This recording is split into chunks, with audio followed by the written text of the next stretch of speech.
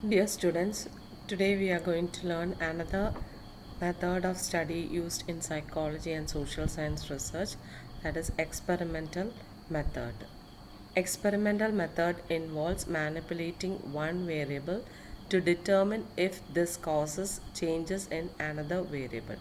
Experimental method എന്ന് പറഞ്ഞാൽ mainly രണ്ട് വേരിയബിൾസ് തമ്മിലുള്ളൊരു റിലേഷൻഷിപ്പ് ആയിരിക്കും നമ്മൾ സ്റ്റഡി ചെയ്യുന്നത്. അപ്പോൾ ആ ഒരു വേരിയബിളിന് നമ്മൾ ചേഞ്ചസ് വരുത്തുമ്പോൾ അല്ലെങ്കിൽ അതിനെ മാനിപ്പുലേറ്റ് ചെയ്യുന്ന സമയത്ത് ആ വേരിയബിൾ ആ രണ്ടാമത്തെ വേരിയബിളിനെ എങ്ങനെ ഇൻഫ്ലുവൻസ് ചെയ്യുന്നു അല്ലെങ്കിൽ what is the effect of one variable on another എന്നുള്ളതാണ് നമ്മൾ മെയിനായിട്ട് സ്റ്റഡി ചെയ്യുന്നത്.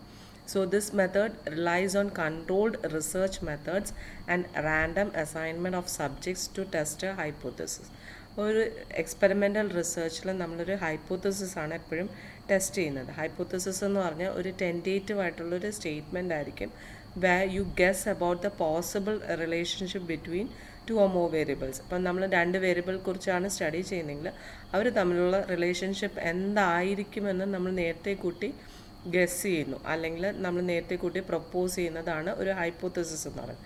ആ സ്റ്റേറ്റ് ചെയ്ത ഹൈപ്പോത്തസിസ് ശരിയാണോ തെറ്റാണോ എന്ന് പ്രൂവ് ചെയ്യാൻ വേണ്ടിയിട്ടാണ് നമ്മൾ എക്സ്പെരിമെൻ്റൽ മെത്തേഡ് യൂസ് ചെയ്യുന്നത്. And this method adopts controlled research methods. അപ്പോൾ ആ ഒരു എക്സ്പെരിമെൻറ്റ് കണ്ടക്ട് ചെയ്യുന്നത് ഒരു കൺട്രോൾഡ് എൻവയൺമെൻറ്റിലായിരിക്കും.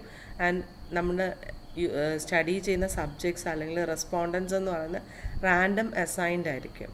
അതായത് റാൻഡമായിട്ട് ചൂസ് ചെയ്യുന്ന സബ്ജക്ട്സിലായിരിക്കും നമ്മൾ കൂടുതലും എക്സ്പെരിമെൻ്റൽ സ്റ്റഡി കണ്ടക്ട് ചെയ്യുന്നത്. And experimental methods are mainly used in various subjects. പല സബ്ജക്ട്സിൽ നമ്മൾ യൂസ് ചെയ്യാറുണ്ട്. അതുപോലെ ബിഹേവിയറൽ ടോപ്പിക്സ് സൈക്കോളജി ആയിട്ട് റിലേറ്റ് ചെയ്തിട്ട് attention, cognition, memory, perception, sensation ഇങ്ങനെയുള്ള പല ടോപ്പിക്സ് സ്റ്റഡി ചെയ്യാനായിട്ട് യൂസ് ചെയ്യാറുണ്ട്. Also in social science research we use experimental method. Education കോണ്ടെക്സ്റ്റിൽ പറയുകയാണെങ്കിൽ ഡിഫറെൻറ്റ് മെത്തേഡ്സ് ആൻഡ് എഫക്റ്റീവ്നെസ് ഒക്കെ സ്റ്റഡി ചെയ്യാനായിട്ട് നമ്മൾ എക്സ്പെരിമെൻ്റൽ മെത്തേഡ് അഡോപ്റ്റ് ചെയ്യാറുണ്ട്.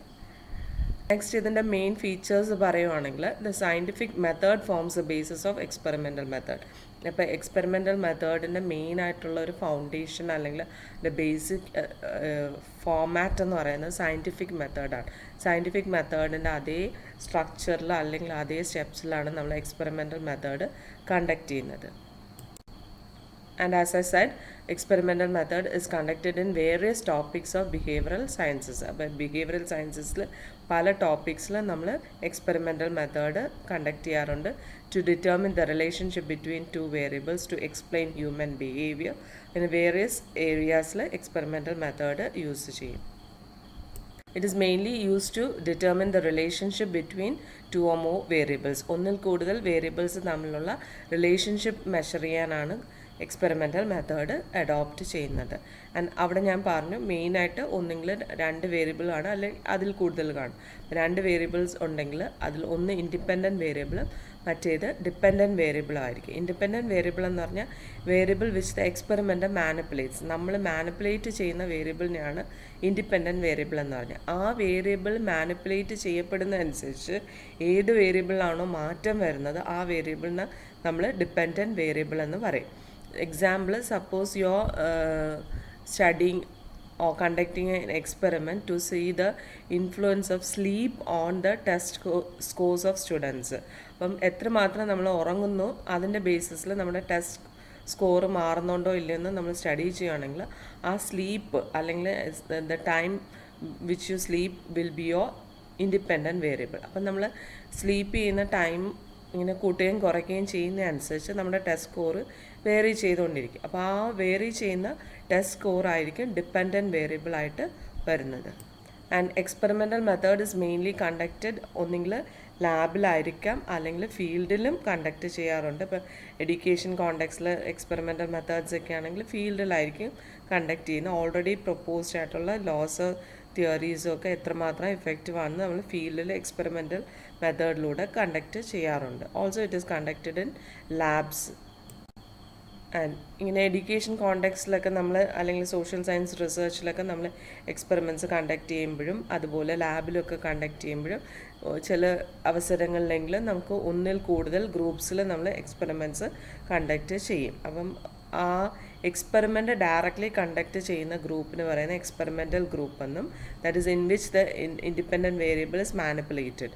ആൻഡ് അതിൻ്റെ ഒരു ഇഫക്റ്റീവ്നെസ് സ്റ്റഡി ചെയ്യാനായിട്ട് നമ്മൾ പലപ്പോഴും വേറെ ഗ്രൂപ്പ് കൂടെ സ്റ്റഡി ചെയ്യും, in which the independent variable അല്ലെങ്കിൽ നമ്മൾ ഇൻഡിപെൻഡൻറ്റ് വേരിയബിളിന് ചേഞ്ച് ഒന്നും വരുത്താതെ നിലനിർത്തുന്ന ഒരു ഗ്രൂപ്പ് കാണും. അതിന് നമ്മൾ കൺട്രോൾ ഗ്രൂപ്പ് എന്നും പറയും.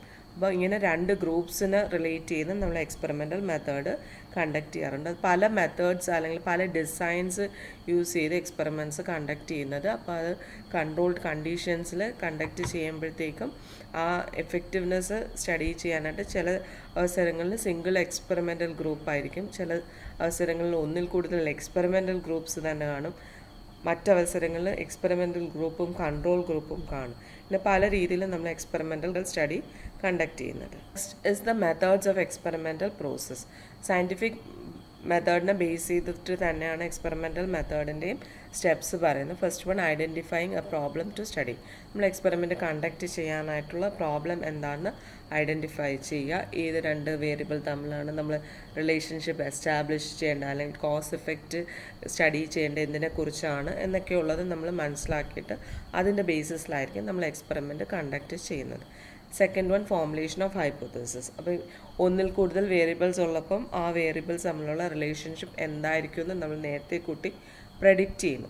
That is you make a tentative guess about the relationship between the two variables, അല്ലെങ്കിൽ ആ കോസ് എഫക്റ്റ് എന്താണെന്ന് നമ്മൾ അതിൻ്റെ ഇഫക്റ്റിൻ്റെ കോസ് എന്താണെന്ന് നമ്മൾ നേരത്തെ കൂട്ടി പറയുകയാണ് ചെയ്യുന്നതെങ്കിൽ അത് ഹൈപ്പോത്തസിസ് ആണ്. ആ ഹൈപ്പോത്തസിസ് ഫോർമുലേറ്റ് ചെയ്യുക. Then devising the research design. നേരത്തെ പറഞ്ഞു നമ്മൾ എക്സ്പെരിമെൻറ്റ്സ് കണ്ടക്ട് ചെയ്യുന്ന പല മെത്തേഡ്സിൽ കണ്ടക്ട് ചെയ്യുക. അതിൽ പല ഡിസൈൻസ് ഉണ്ട്. സിംഗിൾ എക്സ്പെരിമെൻ്റൽ ഗ്രൂപ്പ് ആകാം, എക്സ്പെരിമെൻ്റൽ കൺട്രോൾ ഗ്രൂപ്പ് ആകാം, ഡിഫറെൻറ്റ് എക്സ്പെരിമെൻ്റൽ ഗ്രൂപ്പ്സ് ആകാം. And there are also different types of method experimental methods. അങ്ങനെ ഏത് മെത്തേഡാണ് നമ്മൾ അഡോപ്റ്റ് ചെയ്യാൻ പോകുന്നതെന്ന് ഡിവൈസ് ചെയ്ത് അതിനനുസരിച്ച് പ്ലാൻ ചെയ്യുന്നതാണ് ഡിവൈസിങ് ദ റിസർച്ച് ഡിസൈൻ എന്ന് പറയുന്നത്. And then you actually conduct the experiment. The experiment is done in the field അല്ലെങ്കിൽ in the lab, എവിടെയാണെന്ന് വെച്ചാൽ നമ്മൾ ആ എക്സ്പെരിമെൻറ്റ് കണ്ടക്ട് ചെയ്യുന്നു. And under very strict controlled conditions.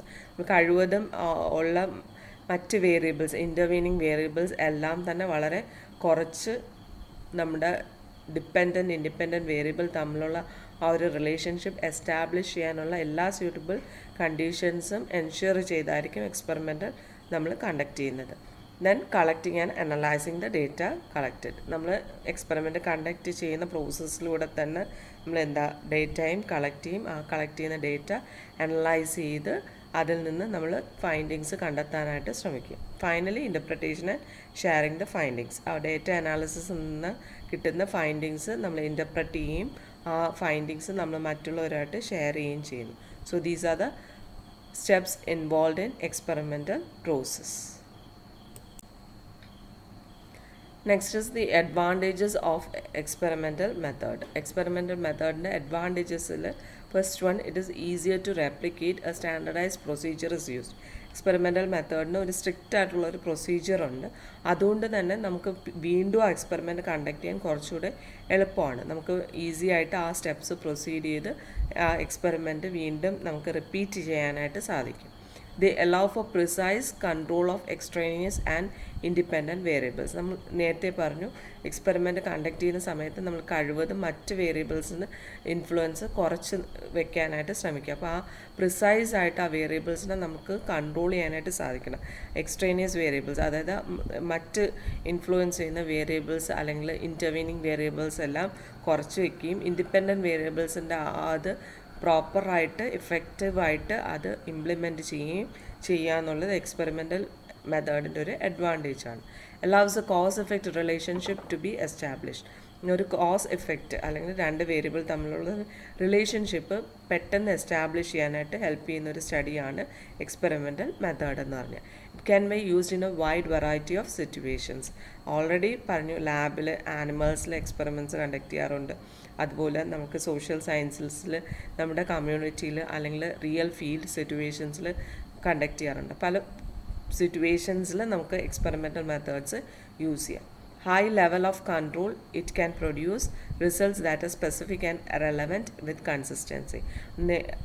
Already പറഞ്ഞ അനുസരിച്ച് നമ്മുടെ ആ ലെവൽ ഓഫ് കൺട്രോൾ ഹൈ ആയതുകൊണ്ട് തന്നെ ആ കിട്ടുന്ന റിസൾട്ട്സ് വളരെ സ്പെസിഫിക്കും റെലവൻറ്റും ആയിരിക്കും, കൺസിസ്റ്റൻ്റ് ആയിരിക്കും. വീണ്ടും ആ എക്സ്പെരിമെൻറ്റ് റിപ്പീറ്റ് ചെയ്താൽ, ഇതേ കൺട്രോൾ മെഷേഴ്സ് അഡോപ്റ്റ് ചെയ്ത് എക്സ്പെരിമെൻറ്റ് വീണ്ടും റിപ്പീറ്റ് ചെയ്യുവാണെങ്കിൽ you will be able to get a consistent result. ആ റിസൾട്ട് കൺസിസ്റ്റൻ്റ് ആയിട്ട് കിട്ടാനുള്ള പോസിബിലിറ്റി വളരെ കൂടുതലാണ്. Laboratory experiments easy to replicate conditions that the variables can be tested appropriately. Field experiments reക്കാർഡിൽ laboratory experiments നമുക്ക് കുറച്ചുകൂടെ എളുപ്പം ആ കണ്ടീഷൻസ് റെപ്ലിക്കേറ്റ് ചെയ്യാനായിട്ട് സാധിക്കുകയും അത് നമുക്ക് ഈസി ആയിട്ട് ടെസ്റ്റ് ചെയ്യാനായിട്ട് സാധിക്കുകയും ചെയ്യും. Next we'll see the disadvantages of experimental method. Experiments may produce artificial results which are difficult to apply to real world situations. നമുക്ക് എക്സ്പെരിമെൻ്റ് എപ്പോഴും കൺട്രോൾ കണ്ടീഷൻസിൽ നടത്തുന്നതുകൊണ്ട് തന്നെ അതൊരു ആർട്ടിഫിഷ്യൽ എൻവയൺമെൻ്റ് ആണ് ക്രിയേറ്റ് ചെയ്യുന്നത്. അതുകൊണ്ട് തന്നെ ആ കിട്ടുന്ന റിസൾട്ട്സ് ഒരിക്കലും റിയൽ വേൾഡ് സിറ്റുവേഷൻസിൽ ഡയറക്റ്റായിട്ട് നമുക്ക് അപ്ലൈ ചെയ്യാൻ പറ്റില്ല. And the result may be different എന്നുള്ളതാണ് റിയൽ വേൾഡ് സിറ്റുവേഷൻസിൽ. Researcher bias can impact the data collected. Usually നമ്മൾ എക്സ്പെരിമെൻ്റൽ റിസർച്ച് നടത്തുമ്പോൾ ആ വേരിയബിൾ തമ്മിലുള്ള റിലേഷൻഷിപ്പ് നേരത്തെ കൂട്ടി നമ്മൾ ഹൈപ്പോത്തൈസ് ചെയ്ത് വെച്ചേക്കുന്നത് കൊണ്ട് തന്നെ നമുക്കൊരു ബയാസ് കാണും. നമ്മൾ ആസ് എ റിസർച്ചർ അല്ലെ as an experimenter while conducting the experiment you will have a bias, that is you will always try to obtain that result. ആ ഒരു ഹൈപ്പോത്തസിസിൽ പറയുന്ന അതേ റിസൾട്ട് കിട്ടാനായിട്ട് നമ്മൾ മാക്സിമം ശ്രമിക്കും എന്നുള്ളതാണ്. അപ്പോൾ ആ ഒരു റിസർച്ചർ ബയാസ് അവിടെ കടന്നു വരും എന്നുള്ളത്. Results have low reliability. നേരത്തെ പറഞ്ഞ പോലെ കൺട്രോൾ കണ്ടീഷൻസ് ആണ് ആൻഡ് ആ ഒരു കണ്ടീഷൻസ് മാറുന്നതനുസരിച്ച് റിസൾട്ട്സ് മാറിക്കൊണ്ടിരിക്കും. So it has less reliability and human behaviour is unpredictable and subjective. It can be hard to measure responses in an experiment. നമ്മൾ human ബീങ്സിലാണ് എക്സ്പെരിമെൻറ്റ്സ് കണ്ടക്ട് ചെയ്യുന്നതെങ്കിൽ ഹ്യൂമൻ ബിഹേവിയർ ഒരിക്കലും നമുക്ക് പ്രെഡിക്റ്റ് ചെയ്യാൻ പറ്റില്ല. വളരെ സബ്ജക്റ്റീവാണ്. അതുകൊണ്ട് തന്നെ നമുക്ക് അവരുടെ ബിഹേവിയർ മെഷർ ചെയ്യാനും വളരെ ബുദ്ധിമുട്ടായിരിക്കും ഒരു experimental സ്റ്റഡിയിൽ. Difficult to representative sample of the population or groups used may not be comparable. അതായത് നമുക്ക് ഒരു എക്സ്പെരിമെൻറ്റ് കണ്ടക്ട് ചെയ്യുമ്പോൾ എപ്പോഴും ഒരു റെപ്രസെൻറ്റേറ്റീവ് സാമ്പിൾ വളരെ ഇമ്പോർട്ടൻ്റ് ആണ്. റെപ്രസെൻറ്റേറ്റീവ് സാമ്പിൾ ആണെങ്കിൽ മാത്രമേ നമ്മുടെ എക്സ്പെരിമെൻ്റൽ സ്റ്റഡിയുടെ റിസൾട്ട്സ് നമുക്ക് ജനറലൈസ് ചെയ്യാൻ പറ്റുള്ളൂ. ആ ഒരു റെപ്രസെൻറ്റേറ്റീവ് സാമ്പിൾ കിട്ടുന്നത് വളരെ ബുദ്ധിമുട്ടായിരിക്കും. അതുകൊണ്ട് തന്നെ ആ ഗ്രൂപ്പ്സ് നമ്മൾ കമ്പാരിസണും പോസിബിൾ ആകത്തില്ല. Since researchers are human too, results may be degraded due to human error. And all these experiments are conducted by researchers. And researchers are all human beings. അതുകൊണ്ട് തന്നെ ഹ്യൂമൻ എറർ റിസർച്ച് എക്സ്പെരിമെൻറ്റ്സിൽ കടന്നു വരാനുള്ള possibility വളരെ കൂടുതലാണ്. So these are the disadvantages of experimental method.